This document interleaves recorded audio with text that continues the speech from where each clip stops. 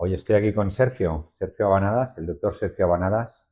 Un gusto, un placer que te hayas prestado a poderte hacer una entrevista para explicar todo aquello que tú estás haciendo, en qué momento de vida estás y cómo todo esta situación que estamos viviendo actualmente de la medicina, que se le está llamando la medicina integrativa, mmm, bueno, veo que eres un referente en este campo, al menos para mí lo eres, y sobre todo la forma de vida que estás llevando a la hora de abordar los pacientes. Dicho esto, me gustaría un poco que me explicaras tu trayectoria desde el principio. La he escuchado muchísimas veces, muy interesante, porque lo que más me interesa es cómo un médico convencional, un farmacólogo, ha podido llegar a ver la medicina de esta manera. Bien, pues nada, gracias Roger por la invitación y poder hablar de lo que realmente nos gusta, ¿no?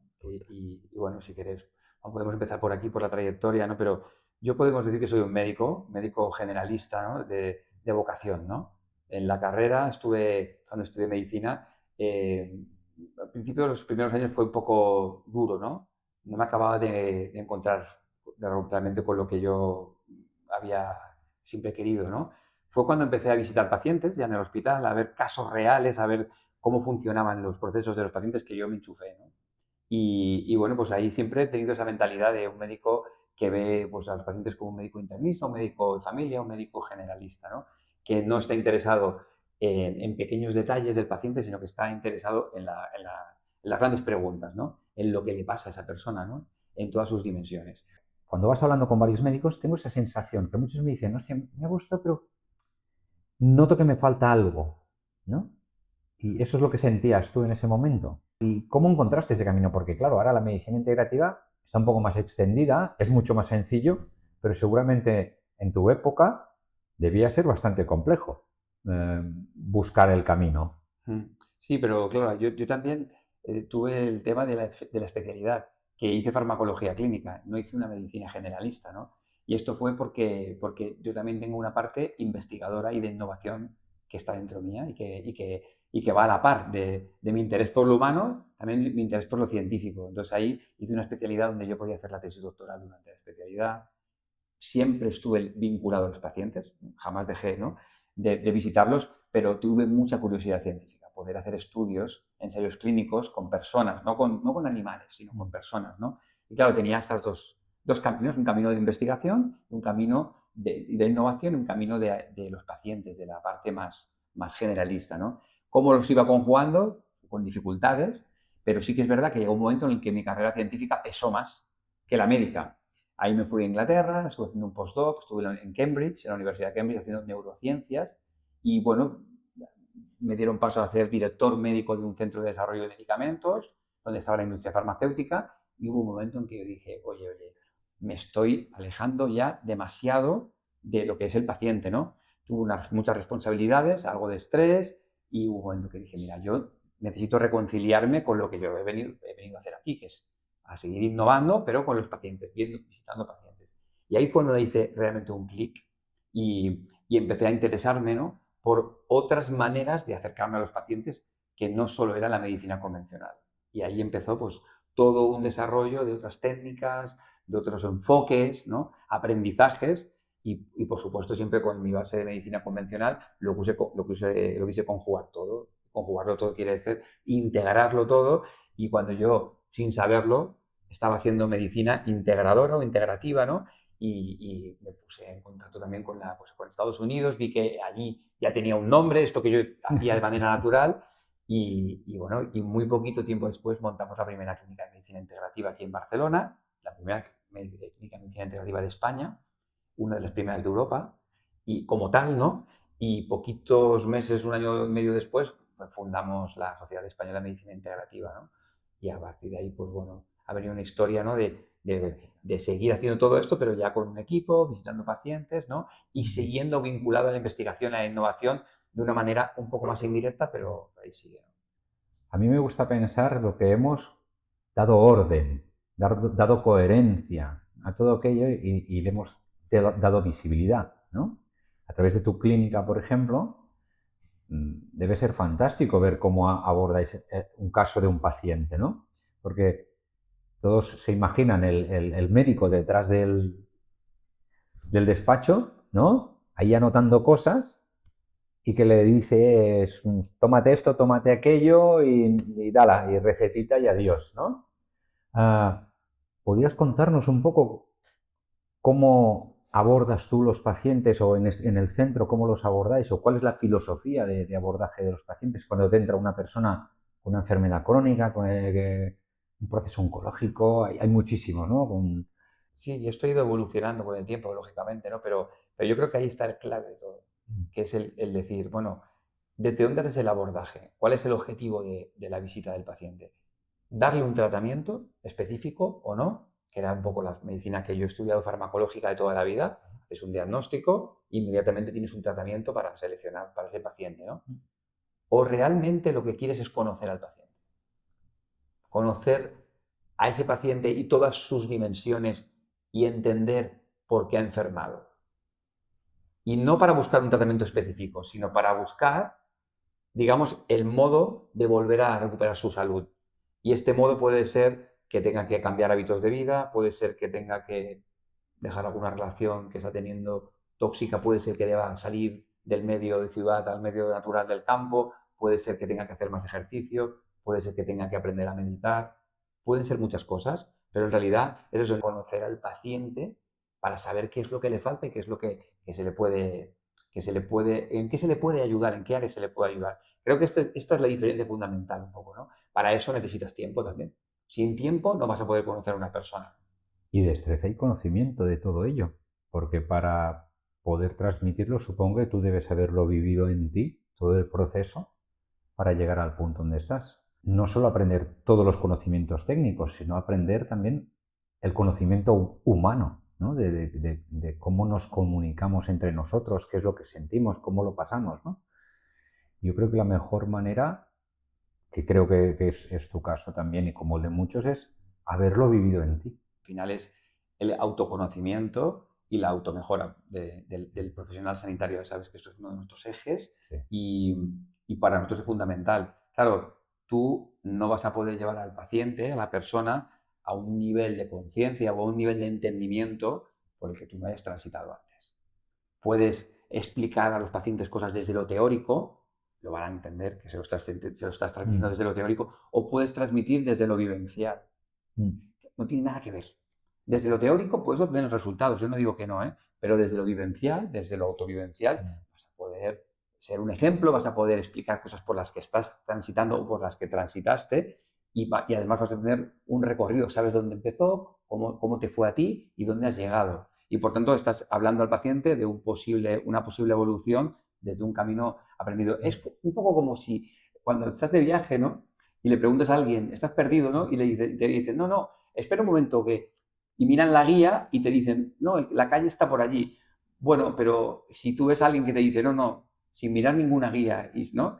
Yo te digo que la carretera está allí porque yo la transito cada día, voy en bicicleta, ¿no? Pues no hay nada que preguntar más, ¿no? Es decir, tú lo ves, ¿no? Desde dónde vienen los conocimientos, ¿no? Y yo creo que para poder ayudar a los demás, de verdad, en profundidad, pues tienes que saber lo que vas a proponer. Si quieres proponer mejorar nutrición, quieres proponer mejorar su atención plena, quieres proponer evitar ciertos tóxicos, quieres proponer cierto ejercicio, pues debes de tener un conocimiento en tu propia persona y si lo tienes, puedes realmente mejorar la salud de las personas en otra dimensión diferente.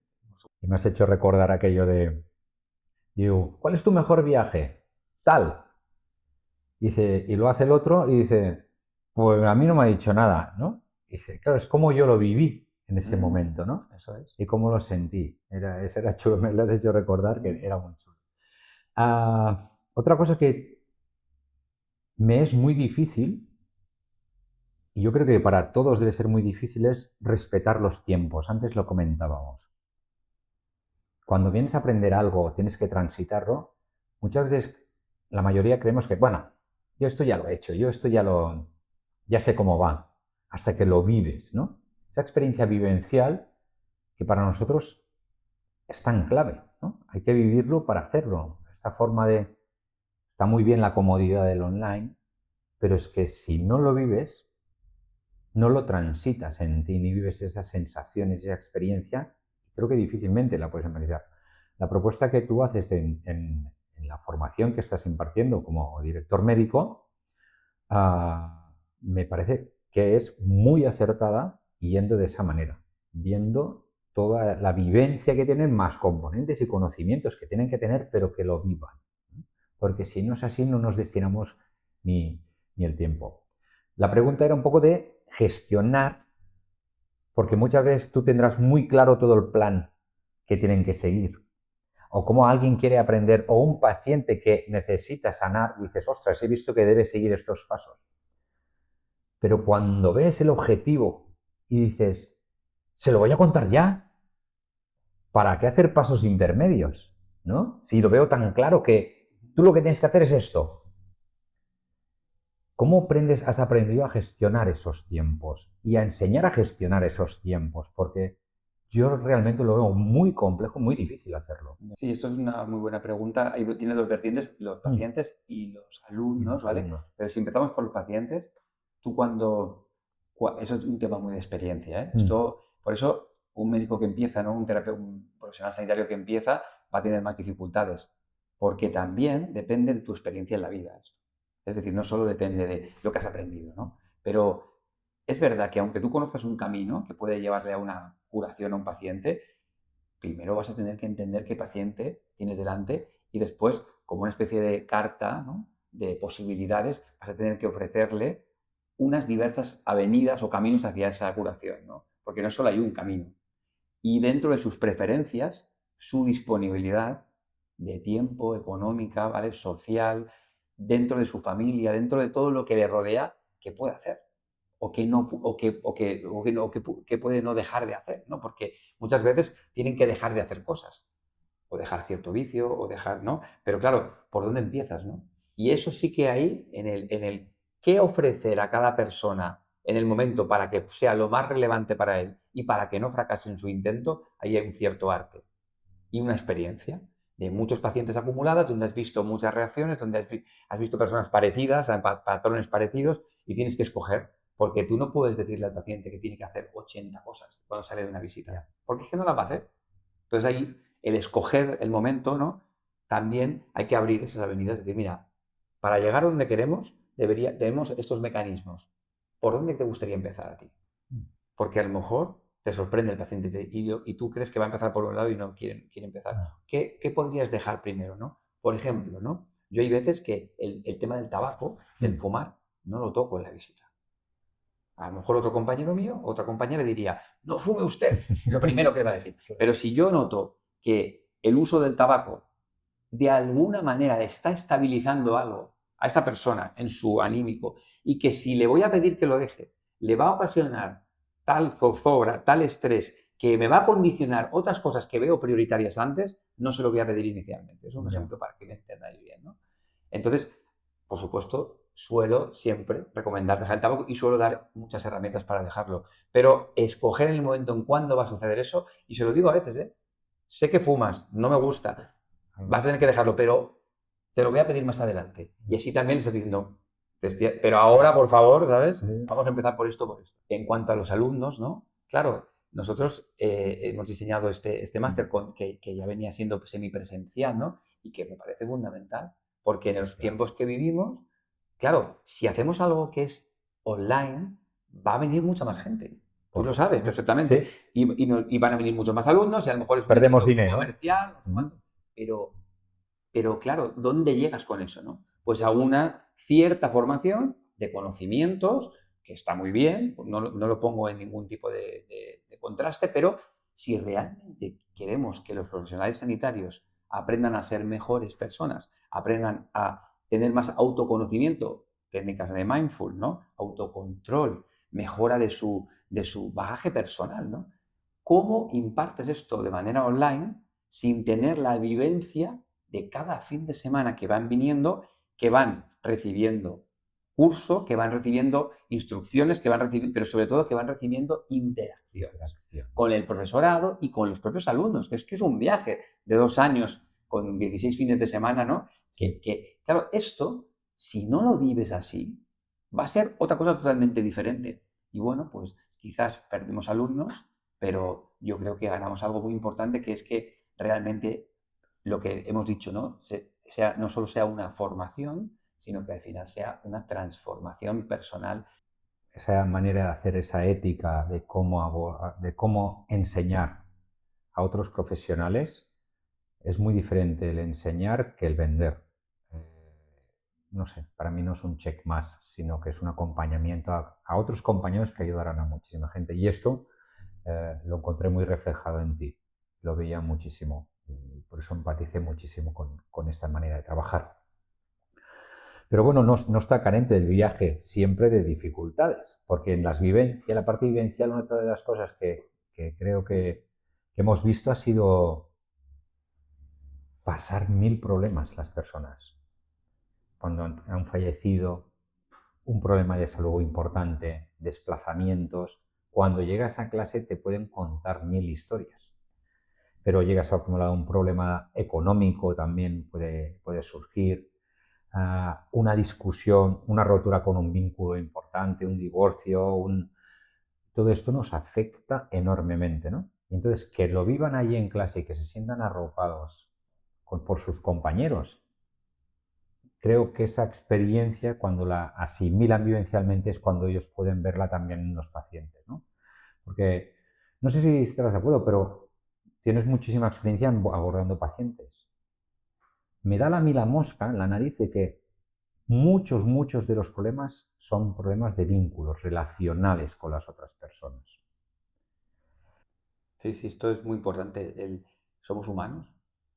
¿Y qué es lo que nos hace humanos? Pues toda la interacción con los demás humanos y con los demás seres del planeta, ¿no? Pero en realidad lo que nos hace humanos es la interacción con otros seres humanos y es en esa interacción están los vínculos de los que hablabas, ¿no?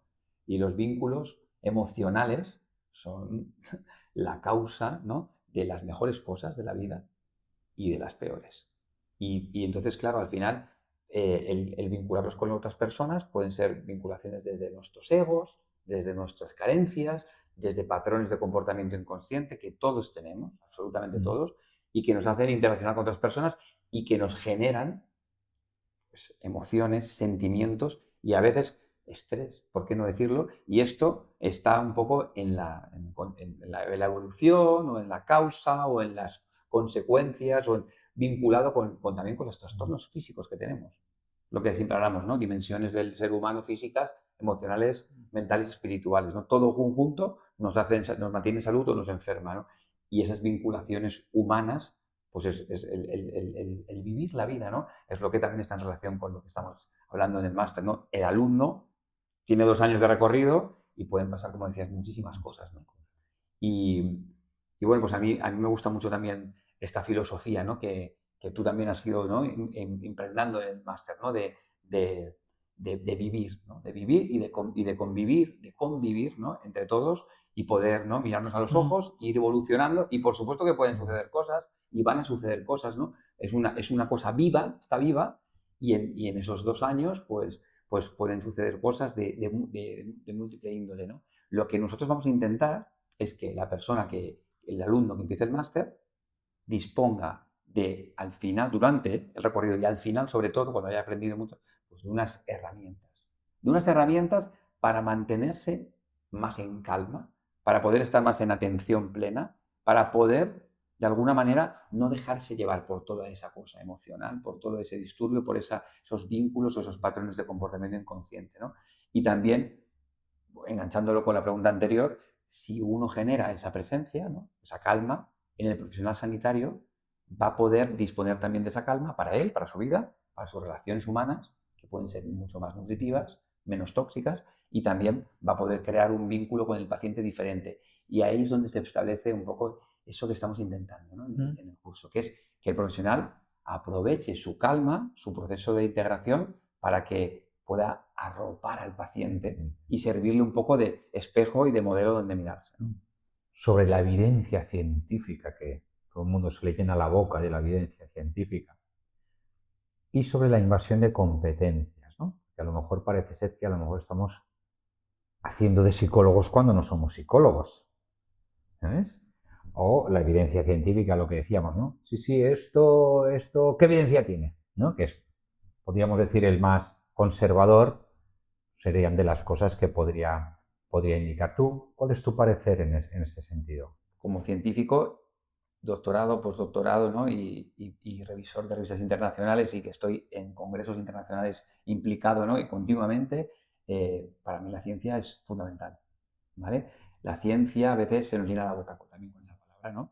No es lo mismo la ciencia física que la ciencia biomédica, ¿eh? O la ciencia médica, es decir, si que caiga un ladrillo, ¿no? de un edificio y toque el suelo, va a variar en 0,0000001, ¿no? En cada hora del día, ¿no? Depende bueno, del ambiente, la humedad, del viento, pero es tan poco variable, o sea, ¡pam! Es aplastante la física, ¿no? Un ensayo clínico en personas, el resultado puede variar mucho más. No va a ser del 0,0001, sino que en una facultad puede pasar una cosa, el año siguiente lo hacemos en un hospital de Sydney y los resultados son un poco diferentes. Es una ciencia que no es tan consistente, ¿vale? Pero a veces parece como que pensamos, Sí. los médicos, que es una ciencia, vamos, Exacta. que va exacta y que va a misa, Que ¿no? va a misa. Entonces, aquí, pues nosotros también, yo después de mucha experiencia, de haber hecho unos cuantos ensayos clínicos, después de haber ejercido también y haber ayudado a otros médicos a entender más la evidencia científica, pues tenemos que saber que la evidencia científica se ha creado pues, encima de, sobre todo, un tema que son los fármacos, que tienen patente detrás, ¿vale? Y no me quiero tampoco enredar mucho con este tema, pero al final los médicos disponemos de tratamientos en el hospital, ¿vale? Para dárselos a los pacientes basados en una gran evidencia científica, de ensayos clínicos muy bien diseñados, patrocinados por la industria farmacéutica, pero al final solo nos llega lo que la industria farmacéutica nos está proponiendo. Fármacos que tienen patente, por el cual, una vez aprobados, la industria se lleva unos ingentes beneficios. Que yo no estoy para nada en contra de esto. Me parece que es un muy buen sistema para tener fármacos. Pero cuando queremos tener otro tipo de sustancias no patentables, vitaminas, minerales, acupunturas, ¿eh? que funcionan muy bien y que pueden cambiar la vida de una persona, como no hay patente detrás, no hay dinero para hacer los ensayos. Y mucha gente no sabe esto, que muchas terapias no están disponibles para el médico convencional solo porque no son patentables. Entonces esto, en el máster también le estamos ayudando a los profesionales a discernir esto, ¿vale? Y también yo hago un llamamiento, ¿no? A que lo no patentable tiene que tener su espacio, tiene que tener su nivel de evidencia científica. Y también discernir lo que sí que tiene evidencia de lo que no tiene evidencia. No todo vale. Ahora bien, hay muchísimas terapias, muchísimas sustancias, procedimientos que pueden cambiar tu vida, que te pueden ayudar a sanar y que no tienen patente detrás y por tanto no van a generar evidencias de ese nivel, el que se está esperando, ¿no? Es una cosa muy importante y muy interesante porque no se conoce este tema y muchos médicos ni siquiera se han preguntado esto. Dicen, oye, si a mí no me ha llegado que la vitamina D funciona para el COVID, por ejemplo, ¿no? Es porque no tiene evidencias. Y no es verdad. Es porque nadie tiene la patente de la vitamina D y no se van a generar esas evidencias. No hay un lobby detrás, ¿no? Esto es importante que lo sepan. Entonces, al final, la medicina tiene que estar basada en evidencias, pero también la medicina tiene que estar basada en las evidencias de lo no patentable. Eso es un poco algo que estamos promoviendo nosotros desde hace mucho tiempo, ¿no? Y que yo creo que en algún momento nos vamos a tener que sentar a poner unas bases para demostrar esas evidencias. Luego me preguntabas un poco también del rigor y de lo profesional, ¿no? Y de que, por ejemplo, ¿no? Nosotros no somos psicólogos, ¿no? Y no se trata de hacerle de psicólogo al paciente. Nosotros en nuestro centro médico tenemos psicólogos que hacen su trabajo. El trabajo de los psicólogos, el médico hace el suyo, los enfermeros hacen el suyo, cada profesional sanitario tiene que hacer su trabajo. Otra cosa es que tú tengas habilidades comunicativas y estés en un estado, digamos, de conocimiento personal que te ayude con tus pacientes. Eso es otra cosa. Y que te ayude a que ellos estén a gusto y que se sientan a gusto y que te puedan incluso contar cosas de su vida. No les vas a tratar como un psicólogo, pero ellos se van a sentir a gusto de poder estar siendo escuchados. Porque es que eso le pasa a todos los profesionales. Claro. Un fisioterapeuta que está abordando a un paciente que le cuenta sus cosas y le acompaña en su recuperación, está en lo mismo. Claro, y le está escuchando durante la sesión de fisioterapia. Sí. Y si no es lo mismo que tú te sientas escuchado, que estén tocando tus musculitos, que alguien te diga, no, no me hables, solo he venido aquí a tocar tus músculos. Y hombre, hay una pequeña diferencia de calidad, ¿no? De eso se trata un poco, ¿no? Pues muchísimas gracias, Sergio. Ha sido fantástico escucharte y que nos invitaras aquí a tu fantástico centro del ISIC. Céntrico, además, también. Totalmente céntrico, sí. Centro céntrico. Y aparte me ha encantado ver el centro, cómo nos has atendido. Y sé que tenéis todo a tope, que vais, Pues sí. vais con mucha gente. Tienes un equipo fantástico de gente aquí. Y os auguro muchísimos éxitos y una continuidad enorme. Tendrás que ampliar, quedarte la manzana un día de estos si Sí, quieres, sí. y si no, a casa, que se está muy bien No, también. sí, sí. Mantener un equipo que somos una familia realmente y que nos conocemos todos y que estamos a gusto y que podemos trabajar bien es mucho mejor que no ampliar. Es verdad que tenemos listas de espera y bueno, podríamos hacer otro modelo, pero yo prefiero Sí, sinceramente puesto. crecer de manera sostenible y seguir atendiendo con Eso calidad. mejor. Me parece muy bonito acabar con esto también, que para eso estamos haciendo el máster. Para justamente eso, porque yo puedo ayudar a muchas personas en mi consulta y el equipo ayudar a muchísimas más, porque en equipo se ayuda mucho más, ¿no?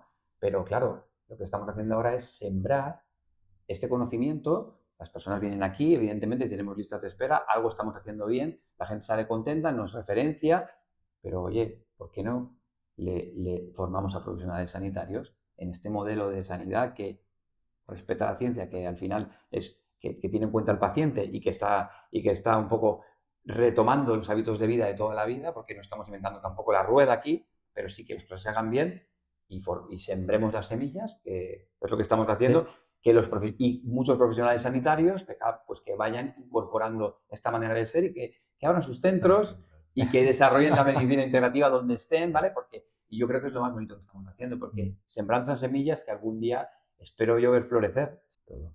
Pues nada, muchísimas gracias. A ti, Roger.